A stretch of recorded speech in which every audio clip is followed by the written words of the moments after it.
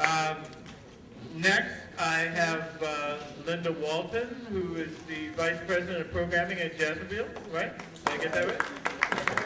And also a member of our board of the Harlem Arts Alliance. Thank you. Good evening, everyone. I am here to announce a project that I am most proud of. I know that Jacksonville, along with so many of the Harlem Arts Alliance members, are very keen on what we call collaborations and partnerships, because that's how we get what we do done.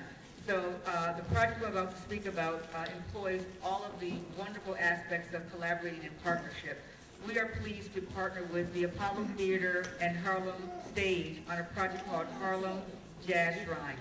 And what this project, thank you. And what this project seeks to do is to highlight and honor those jazz venues that are currently in existence and no longer in existence here in Harlem. Because as we know, Harlem was once a thriving arena for jazz production, and it continues to be. But this project came about from someone that's very dear to me and has also served as a mentor, Ms. Mickey Shepard. It was a project that we started at 651 Arts so many years ago, and it has been revitalized to focus specifically on Harlem shrines. So one of my jobs tonight is to make sure that each and every one of you has this brochure in your hand before you leave tonight. I will be sure that that happens. Some of the highlights are Jacksonville is going to focus on 3 shrines. Minton's Playhouse, which will feature some programming with T.S. Monk, Revives Alive with Brad Osby, as well as Stanley Crouch and Jonathan Batiste. At the Alhambra Ballroom, we're doing a battle of the big bands with a swing dance contest. So all of you dancers get your shoes ready with Harlem Renaissance Orchestra and the George G. Swing Orchestra.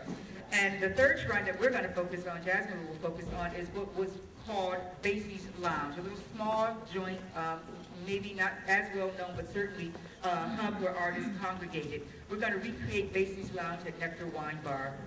Our partners, Harlem Stage, have chosen Small's Paradise to focus on with a wonderful performance by Jason Moran and Michelle Degotello, visiting some of Fats Waller's music. They will also focus on Park Palace, which many of you may know was on the corner of 5th Avenue and 110th Street with the Spanish Harlem Orchestra. They will also do some programming at Lennox Lounge. The Apollo will focus on a number of programs, including Jazz a la carte with White and Jerry Allen at the Apollo Music Cafe. They will also do some late night jazz at Showman's. So the good part of this is that all events are $10 or free. So that's not a hard bargain. Do remember that some of the venues are very, very small and do have limited capacity, so you may want to think about getting your tickets sooner rather than later. There's a humanities component that has been organized by Columbia University, and it will include a photo exhibition by our very own Mr. Kwame Brathwaite. We're very proud of that. And also, I just wanted to, Barbara, I just wanted to say this, I know this is maybe tending to my time, but I was at the Aloft WXYZ Lounge, happened to pass by your artwork, and I was amazed. I got a little close, and I realized it was you. It is extraordinary. Thank you. It is extraordinary. So I just want to, again, remind everyone that this festival will run from May 9th through the 15th. It's 7 days, 35 events, and 8 venues.